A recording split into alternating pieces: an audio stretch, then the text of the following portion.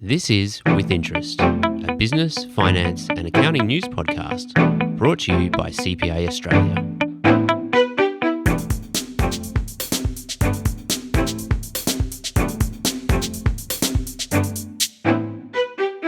Welcome to CPA Australia's With Interest podcast. I'm Chris Hatzis, podcast producer. With geopolitical temperatures rising, it's timely to examine what's unfolding in the global tax landscape. In this special Part 2 With Interest episode, two of the most respected voices in the tax space debate whether multilateralism works when it comes to tax revenue.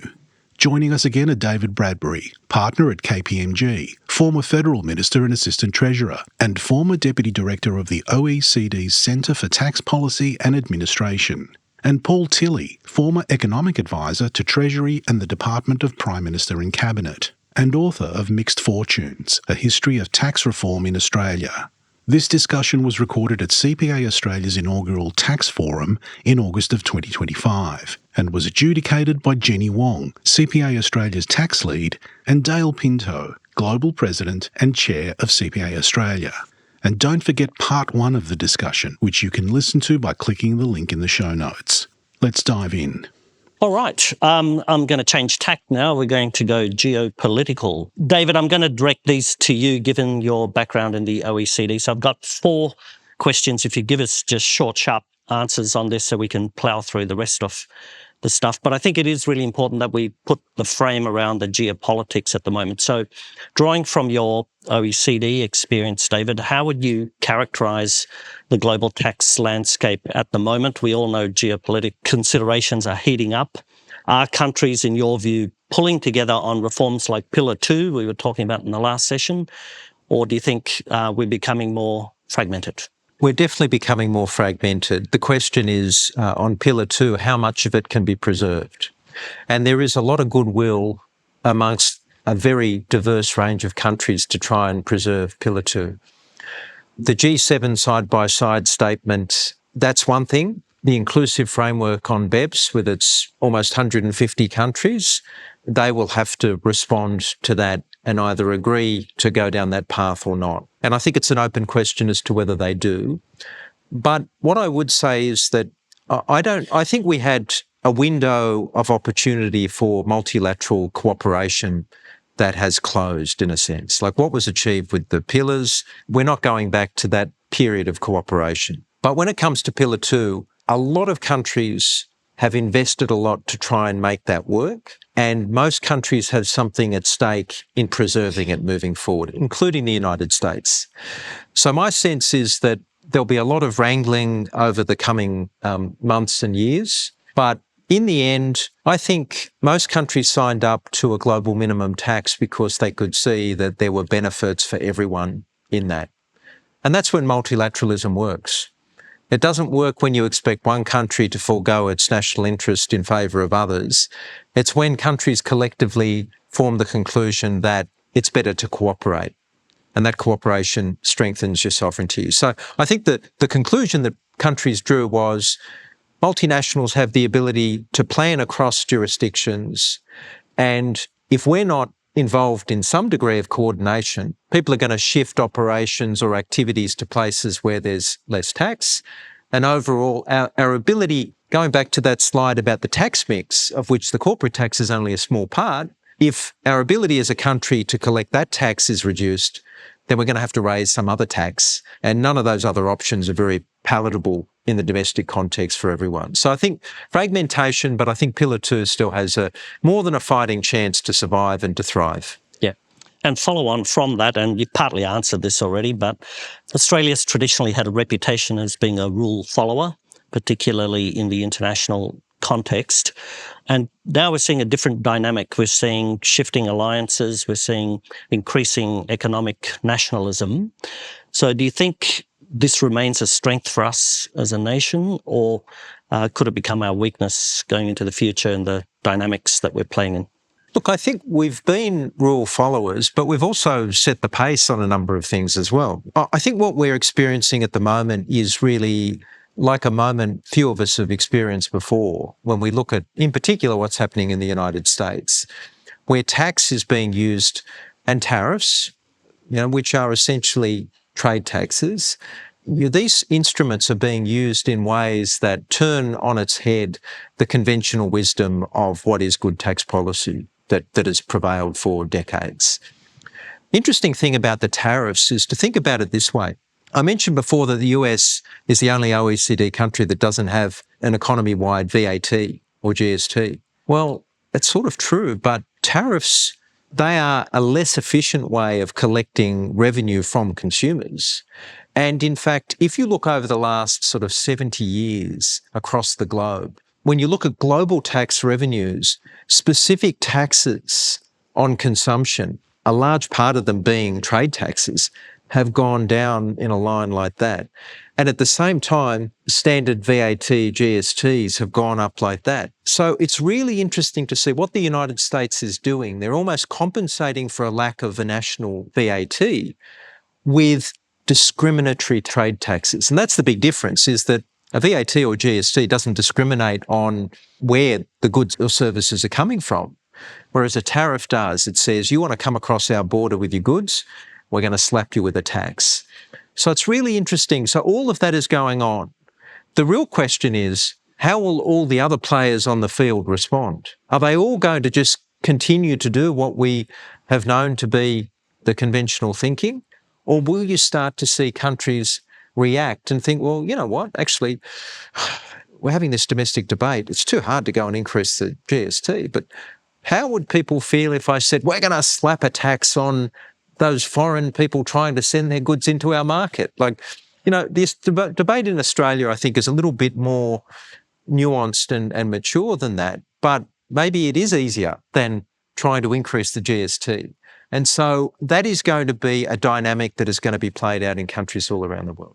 And you're so prescient, David, you've answered my next question, which was looking at tax policy as a geopolitical lever. So I'm going to jump to the last one in this section and I'll pass back to our next set of questions. So again, I want to come back to this company tax rate, and I know you've got a slightly different view, but given the, if I can put it this way, the perceived high company tax rate that we've got, are we at risk in Australia for losing ground if we don't adapt to the new global environment with different corporate rate structures? Yeah, look, I think this is an incredibly difficult question. And people that pretend that it's not, they're actually either coming to this with a vested interest or they're not really grappling with the issues at stake. The problem we have is dividend imputation, which was a very elegant solution to the problem of double taxation at the individual shareholder level, has become a complete handbrake on reducing the statutory rate. And while other countries have reduced their statutory rate, we've not been able to move it. And I recall when I was in government talking to industry leaders about trying to bring the corporate rate down. And chairmen and directors of boards, without exception, would say to me, well, look, all my shareholders really care about is that I pay them a fully franked dividend. And you know what? If you cut the statutory tax rate, then that's actually going to impact the value of my franking balance. So what we have here is we actually have an institutional form of discrimination against the foreign investor compared to the domestic investor. And so we're stuck in this position where it's really hard to shift without doing something about imputation, which is incredibly challenging. The other piece in all of this, and this has always been the challenge with cutting the corporate rate, is that we want to do that to incentivise investment, but it delivers a windfall gain to those that have already made investment decisions. And that is something that I know policymakers think really seriously about, that they are reluctant to see. And particularly when you look at the companies that are doing business in Australia, how much do we have to reduce the statutory rate to actually meaningfully change the amount of investment coming into the country? If you go from 30 to 28 or to 25, is that really going to shift the dial? For a lot of internationally mobile businesses, are they going to go further than Singapore to come to Australia? Like, these are the questions that we have to be asking.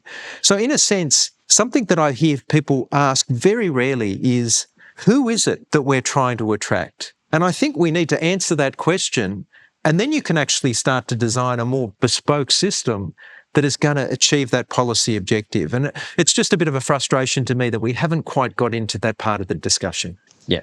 No, thanks, David. Back to you, Jen. Yeah, that's an interesting observation because Viva Hammer at the Libra Spender Roundtable said the same thing. It says, do we want to attract foreign investment? And that's the first question you need to ask. But that leads into our next question. So Viva Hammer recently suggested that complexity, not just high tax rates, deters investment. Is Australia's tax system more complex than those of our peers? And what international best practices should we consider to boost investor certainty and confidence? So I think complexity, it is hard to avoid in tax. And I've been involved in many debates in tax all of the time. And I have had, as a policymaker, I've had stakeholders come in and say, all we want is simplicity. And then you come up with a proposal that will deliver simplicity but might increase the amount of tax that they have to pay. And they go, hang on, I don't really want simplicity. I'd rather the old system if it means that we're paying less tax. And, sometimes there are difficult trade-offs in all of these things. When you make general rules, you can capture, taxpayers that you may not want to capture. The minute you start carving them out, the system becomes more and more complex. So complexity is not an easy thing to deal with. Are we more complex than other countries? Look, I'm not sure that we are. I think that there are some examples where they have definitely gone in the direction of simplicity over other tax policy objectives such as equity. For example, I'm thinking of Estonia. Estonia has this, they don't tax retained corporate profits. They only tax on distribution. Now, that makes the system a lot less complex, but it also makes it less fair because that's companies at all levels. If you have a little family company and you are able to defer the payment of any tax for decades, then, there are people who are earning labour incomes that get taxed every year, rain, hail or shine. There's an issue of horizontal inequity. So I think, this is one of those areas where we have trade-offs. I can just use one example outside of the corporate tax that I think really demonstrates this. If you think about, for example, the CGT discount, my view is you have to have some form of discounting of capital gains, or otherwise people are paying tax on inflation. And that's not, you shouldn't be paying tax on inflation. We used to have a system that was more complicated in terms of how you adjusted so that people weren't paying tax on inflation. And people said it was too complicated. And then we came up with a really simple way of doing it. Say you hold the asset for a year and you get 50% discount. And it's simple. We've got rid of a lot of complexity, but is it a fairer system? Is it a better system? I'm not sure. I'm not so troubled if someone holds a share for 12 months and sells it and gets a 50% discount. But if someone, buys a house and they do a couple of renovations and they sell it in 12 months and one day and they make $100,000 on it and they only pay tax on $50,000, I'm not sure that is actually the right way to adjust for inflation. And that's having implications on housing affordability and things like that. So I think that there's always a trade-off here. But I don't think our system is necessarily more complicated than most. I think issues around the rate are probably more important than complexity is my sense. Back to Paul. Do the layers of our federal and state tax system, especially taxes like stamp duty, undermine investor certainty, and what's the fix? Yeah, federation, it's tricky. Always kind of, you're a Commonwealth official, you're always thinking we should just abolish the states. They're such a nuisance. And then, of course, the states, they're thinking, we should never have created this monster at federation, the Commonwealth. But then I look around the world and I think, well, who are the federated countries of the world? Australia, US, Canada, Germany, Switzerland. These are not the least successful countries in the world. So maybe I should just give up on the abolishing the states thing. If I think about, sort of where does that lead you in tax policy? I guess at the state level, the states only raise about 120, 130 billion, something like that, compared to the Commonwealth 650. And there's some standout. Some of their tax bases are perfectly kind of good. They've been eroded, but they're reasonable tax bases, land tax, even payroll tax. Stamp duties is the one that's the standout economically harmful tax. It's a transaction tax. It's a disincentive to transact. So on, buying and selling houses, insurance policies. So a transition away from stamp duties, and that was started with the GST. But to continue that to something else, maybe land tax is maybe the most obvious reform in Australia. Now, easy for me to say that. Treasury officials, governments find that a lot more difficult. So that's at the state level. And then at the Commonwealth level, it comes back to the thing we've already been talking about, that, and I think particularly this really thorny issue of how we tax capital income. And just sort of listening to, sort of David talking through about, well, okay, if we lower the obvious place to think about at start is lowering the company tax rate. Can we lower it to 25%? We've got to pay for that. Dividend imputation, is maybe the place to look. But how much, is that sort of going to unlock things? And I assume the answer to that is no. There are so many aspects to why foreign investment would come to a country, why capital would come to a country. Tax is just one of them. It's not irrelevant, but it's not the main game. And so really I think the way to think about it is that we just want the tax system to sort of get out of the way of what the private sector wants to do. And we don't want tax to be a kind of an impediment or a reason not to do things. Yeah, so if you think about capital income, where's the elastic capital income, the mobile capital income? Well, that's the international capital. Where's the relatively inelastic, the less mobile capital? Well, that's the domestic savings. So we kind of got, the term that David used, but the dividend imputation system is skewing it exactly the other way. We give franking credits to domestic investors. We don't give franking credits to foreign investors.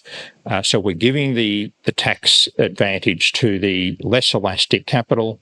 We're not giving it to the more elastic capital. So I think something in that space now, I don't think I can sort of formulate an exact kind of reform, but something that was it's a sort of a lower the rate, broaden the base idea, that we want to get that rate down. If we think that would help, then how will we pay for that? Now, you could look outside capital income. You could look at the GST, taxing consumption, but I prefer to look initially within capital income, and dividend imputation is the one that's sitting right there as probably working in exactly the opposite way to what we would want. So yeah, that's how I sort of think about federal and state, Commonwealth state. Yeah.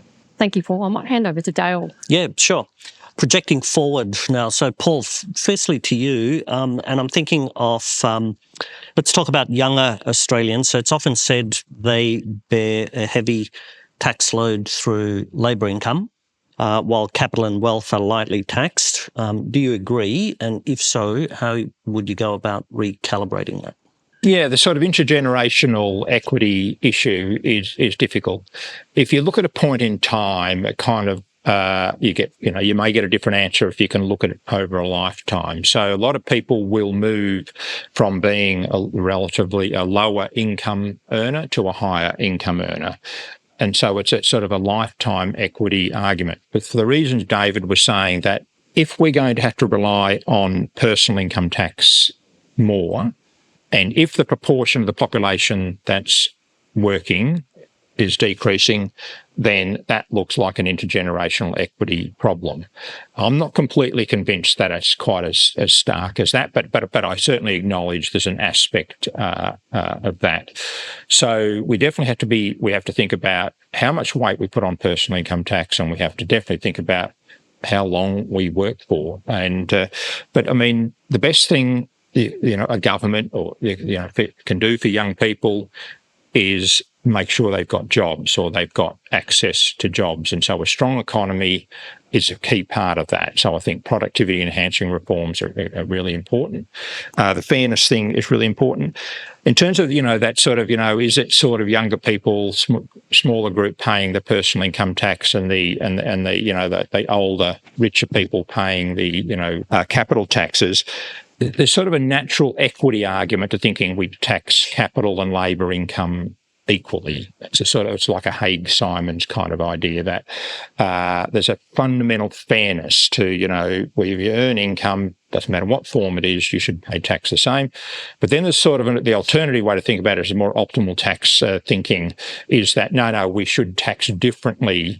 We'll get a greater efficiency gain if we tax more elastic items of consumption or income more lightly, and that's what takes you down the path of maybe tax capital income more lightly than labour income. Now, obviously, tax reform, you have to sort of balance these things, but I think there's definitely, and to me, there's something definitely in the idea that if we want to think productivity, if we're worried about the economic growth, capital income is and things like stamp duties at the state level, but capital income is the spot to be looking. Yeah, great. And David, just wondering, did you have anything to add in terms of participation? So, women, older workers, younger people from the international context, are there any best practices that you've seen? Yeah, look, Australia does a reasonable job on the participation front. Like, I guess that there are the non-tax considerations, such as things like childcare, that I think that's an area where there are other countries that are doing it better than us. But at the OECD, we did a number of studies around the marginal tax rates of second earners, which in a family typically are women, not always, but typically women. And what really matters, there's two issues that matter. One is, do you have a family-based system of taxation? In Australia, we don't. So, let's think that you've got two spouses in a household. They both work. They pay tax as individuals. Some countries actually tax them as a family. When you tax them as a family, the barriers to that second earner entering the workforce are massive, because you've already used up the tax-free threshold, and every extra dollar that the family earns pushes you into a higher effective marginal tax rate. And countries like France, for example, they have a family-based system of tax. Now, we don't have that, and that's a good thing. But what we do have is we have our family payments are structured on that basis. So the same disincentives that I was just describing in the income tax context, they apply to family benefits. Now, why do we do that? Well, we do it for good reasons, because we want to target the support so that it goes to the people that we think need it most, and we can't give it to everyone. But the effect of that is that you can increase the effective marginal tax rates. And so I actually think the thing we should be trying to spend more time doing, and I'm involved with I'm on the advisory group of an organisation called the E61 Institute, and they're doing some research in this area around effective marginal tax rates across the tax and transfer system. I actually think that, thinking more holistically about how those two systems interact is what you need to do if you really want to make ours a system that is more supportive of encouraging participation of all people that are of working age and beyond as well. Yeah, terrific. Okay, we're getting into red time, but I need to ask Paul one more, which is on indexation of the thresholds and so on. Apart from bracket creep and allowing us to tackle bigger issues, what are your views on that, just very quickly, Paul? Yeah, very quickly, I did write a paper where I recommended indexing the tax thresholds, but only because it's a distraction.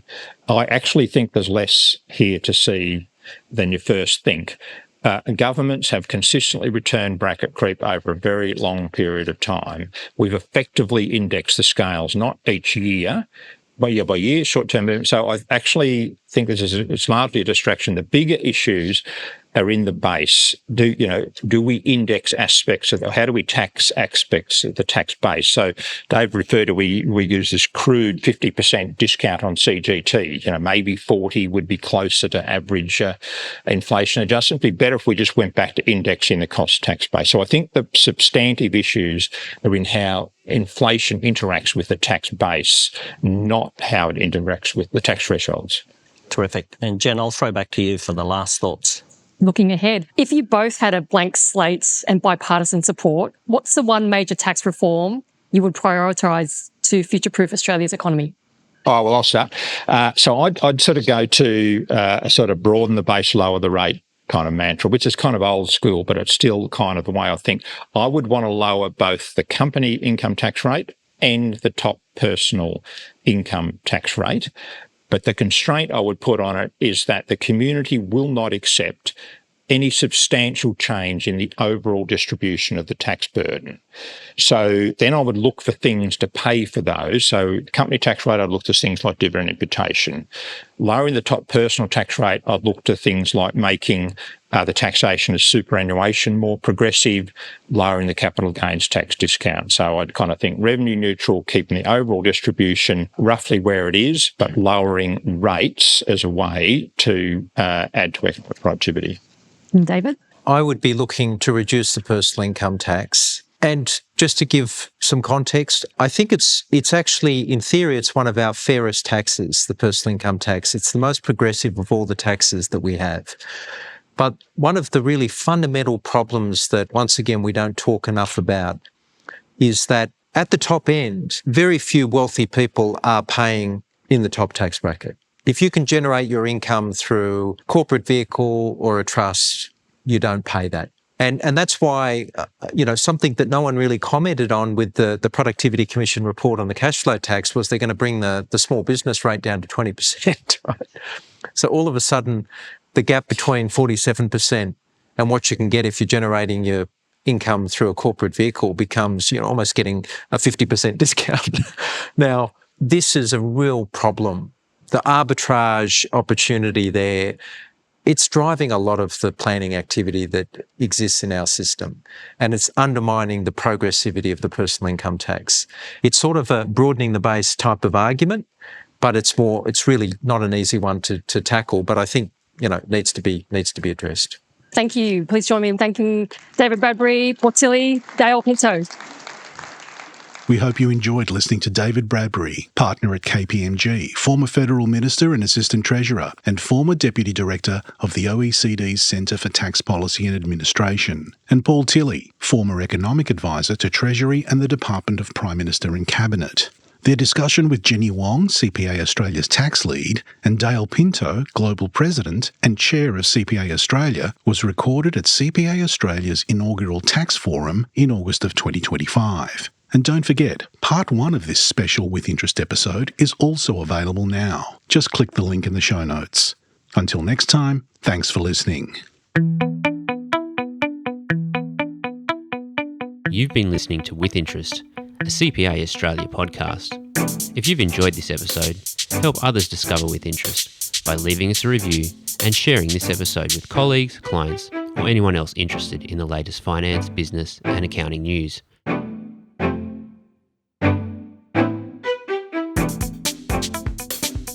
To find out more about our other podcasts and CPA Australia, check the show notes for this episode. And we hope you can join us